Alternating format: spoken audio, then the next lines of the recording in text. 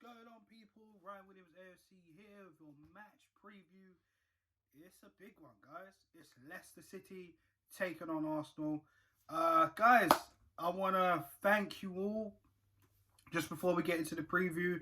And of course, to the lovely subscribers, we are currently on 96 subscribers. I want to thank you all the lovely new subscribers. Thanks again, guys. I appreciate your love and support. The comment section is free. Let me know your thoughts on this video, team selection, and your scoreline prediction. Let me know below. The road to 100, like I said, I want to get to 100 by the end of March, guys.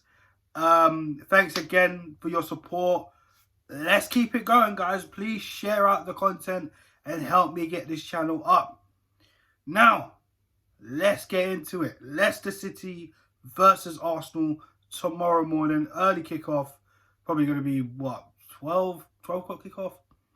So, it's going to be a tough one. Arsenal on the high of qualifying to the next round of the Europa League. And what a game that was. Check out the previous video, guys. And of course, it was a roller coaster of emotions for an Arsenal fan. And in the match itself, I mean, wow.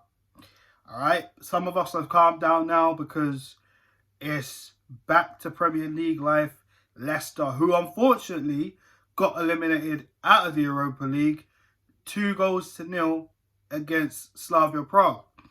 So, this is going to be the big question.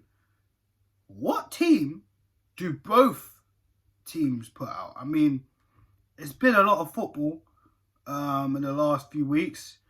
And what I will say, which is annoying, is that there's no games during the week. So the question is, why are we having to play tomorrow when we could have just done this on a Monday night?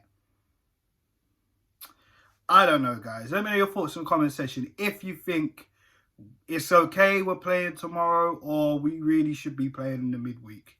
Because there's no games on in the midweek as far as I'm aware. Unless I don't know. But as far as I'm aware, there's no games midweek.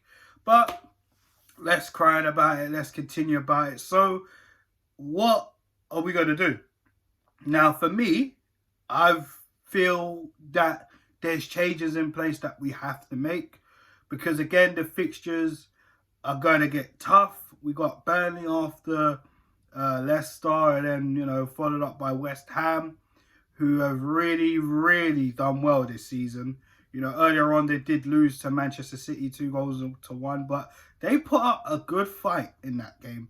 Do you know what I'm saying? And look where they are in the table. Where is where we want to be, and pushing on. But we're all the way stuck in the 11th. So it is what it is. And then, we got Europa League again, Olympiacos. I'm going to touch on that near to the end of the video. And Tottenham, and then, Olympiacos again. I'm pretty sure we got Liverpool around coming up too. And it's a lot of tough fixtures coming up. But we got Leicester tomorrow, so let's start with that. In goal, for me, I'm going to stick with Leno. Only because, and no disrespect to Matt Ryan at all, this game is tough. And I think we're going to need our number one goalkeeper for this one. So I'm going to go with Bernd Leno. The defence, now this is where I feel was going to change a bit. I'm going to bring in Cedric. I felt better and had an awful game against Benfica. He didn't really do much. Didn't really do that much defensively wrong. But going forward, he was just awful. Not really putting much crosses in. And he just looked off the pace, and, Mikel Arteta, ended up taking him off, which, for me, that was a bit of a surprise, but obviously it benefited later on.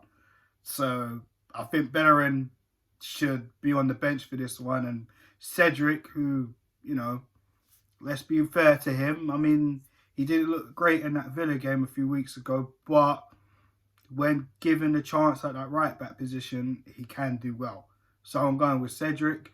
The left back, I'm sticking with Kieran Tierney. For me, Kieran Tierney has only just come back into fitness. He's only played 30 minutes here with Benfica in the first leg, 30, 20 minutes. He got the whole game against Manchester City, which is obviously a tough showing. And of course, he repaid his due in the way Mahrez spat him out in that game, in getting the equaliser and playing a full game against Benfica. So, we need to get Tierney back in the swing of things. So I think keeping him mid for this game makes sense. Now, the centre-backs. Now, this is an interesting one because when you look at it, Rob Holding's probably going to be out because he did sustain a concussion against the Manchester City game. So, will he be back? I doubt it. Gabriel, maybe. Luiz, possibly too.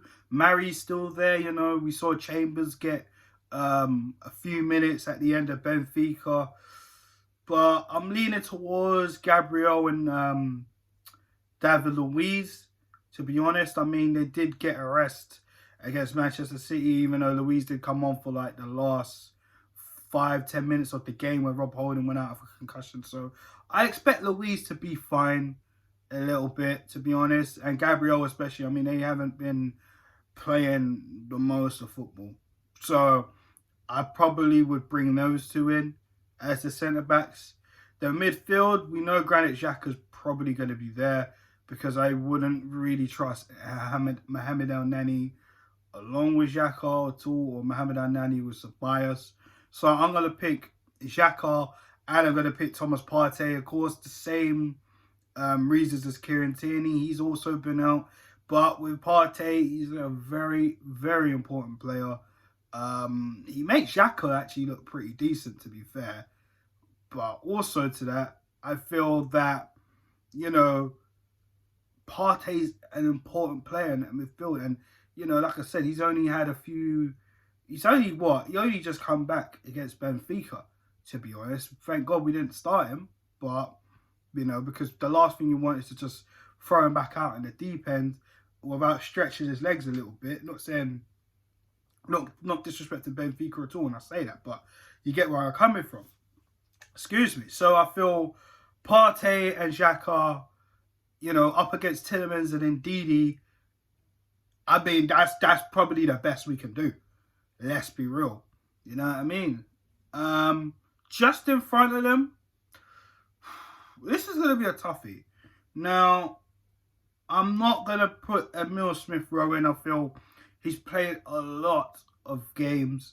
We need to be careful with him again. Like I remember, I think it was the Southampton game where he had to come off. He was very, very leggy. And, he hasn't really rested that much, to be honest with you. So I feel maybe we'll take him out of this game. I'm going to put Odegaard in that number 10 role because I feel with Odegaard, he's still getting used to the league. I mean, City was probably the only game he played poor in, but I mean, he was getting boxed out, and then there was some frustrating situations where I feel, he wasn't able to put certain balls in or even try to look for space because City marked him out in the game.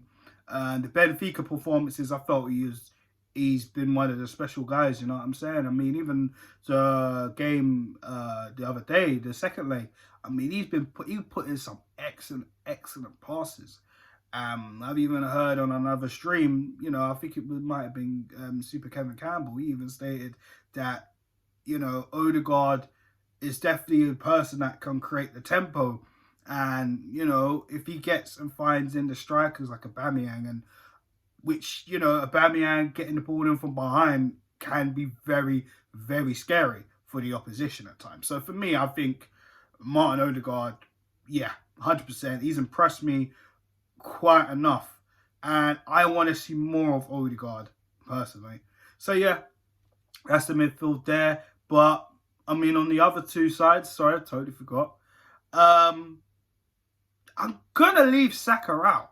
You guys must be thinking you're crazy, this, that, and the third. But I do not want to burn Bukayo Saka out. Yes, Leicester is an important game. However, Saka is important going forward. The last thing we need is for him to be leggy and tired. And we're going to need him soon as well. Yes, he's got the rest of the week to relax and take it easy before we play Burnley probably next weekend. So I feel Saka deserves a hard-earned rest, and he deserved it. On the right-hand side, boy, I think we should be playing, well, I think it's going to be tough when I say this. We should give probably Martinelli a go on that right. I mean, he's always played on the left, and I'm going to explain why when I picked the left midfielder in a sec. I feel, obviously, with Martinelli, he needs more game time under his belt. He needs more minutes. I can tell with the fan base, including myself at times, is where's Martinelli? What's going on? And some of the fan base going crazy saying they don't like, I don't think Arteta rates him, this, that, and the third. Which, you know, at times you can see it. But I feel there's more of a safety precaution with Martinelli because, you know, at times he's come back and, you know, Martinelli, he doesn't like to sit down. He's always 110% on the ready go as he runs, he tries to press. But there's been times he has been injured. He's picked up a few injuries. He got a little knock one time, and then obviously we didn't see him again. We saw him against Manchester United for a half. Then we saw him against Southampton in that FA Cup. Didn't really play too well, if I'm honest. You know, and I feel like maybe Arteta is actually trying to protect him more, you know, but I could be wrong. You never know, guys. It's all opinions here around Williams AFC. You guys can let me know your thoughts in the comment section on that one, if you agree with me or not. But I would give Martinelli a go on that right. On the left, I'm picking Nicolas Pepe. I feel Nicolas Pepe is more comfortable on the left. This is the reasons why I think Martinelli, I'm going to give him a go on the right instead of the left, because I think Pepe on that right-hand side is just not it. But then again, Cedric is on that right-hand side in my team, and Pepe can play there. However, I feel maybe he'll be more suited on the left because Pepe and Tierney would work a lot well. But also Martinelli could work well. So maybe we can get a little bit of interchanging during the game and see how it goes. But I'm going to pick Nicolas Pepe on the left. Now, the striker. Excuse me. Pierre-Emerick Aubameyang or Alexander Lacazette? Now, Alexander Lacazette hasn't been playing much games in terms of starting. He's been coming on, making, a few appearances. Aubameyang, though, is trying to pick up some type of form. I mean, let's face it, he got a hat-trick against Leeds. Man City game, he was absolutely awful. He missed his chances in the first Benfica leg. And then in the second leg, he became the hero that rescued us, as well as Saka and Kieran Tierney. So what do you do here? Do you go off form or do you go on fitness? And I think, for me, you kind of got to look at Leicester, because look at Leicester. They've got guys like Jamie Vardy, you know, who was competing with the Golden Boot, who ultimately won the Golden Boot last season, where Aubameyang only missed out by a goal or two. It's tough, but I'm going to give it to Alexander Lacazette only because I think with Lacazette, the only thing he works with in terms of he will get in that midfield, he'll drop back, allow the likes of Pepe and Martinelli to get forward and let them do their thing. Odegaard as well, create some spaces. He can hold up the ball, which is a lot better than Aubameyang. Even though, as I've just explained with Martin Odegaard, he can get into spaces from behind. So maybe Lacazette can help us, because we know Leicester on the counter-attack can be dangerous. And also, you have to look at it, James Maddison, it might be injured. This is what I've been hearing. But the reason why I do this is because every time a person's injured playing against Arsenal, they mysteriously end up back on the bench. Remember Vardy at the home game? We had so many chances to put Leicester away. Well, we had so many chances to try and create, even though we were dying of creativity in the home fixture that game. And then you know, Leicester soaked up possession and waited for Vardy to come on. Vardy came on and won the game.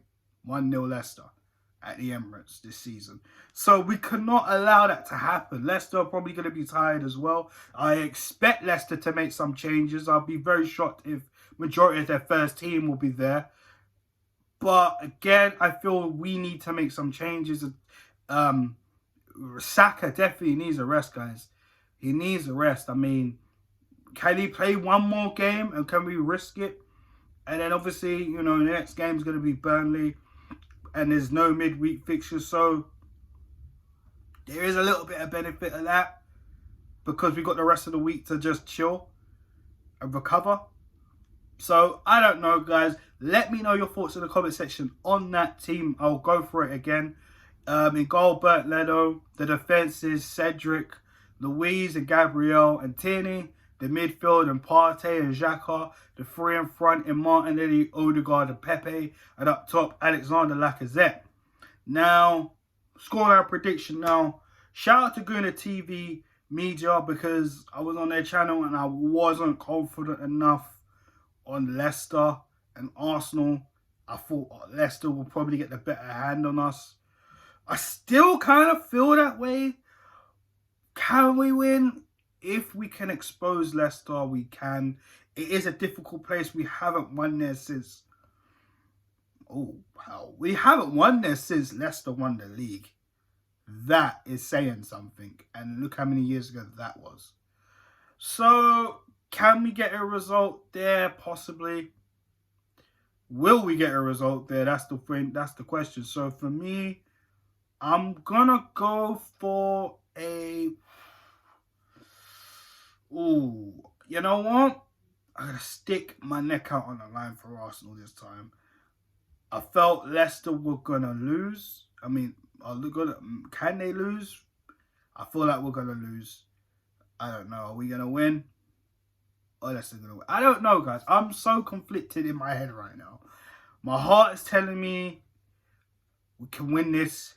My head is telling me we can absolutely lose this. I'm just going to be bold. And I'm going to say Leicester 2, Arsenal 3. There's going to be goals in this. There can be goals in this.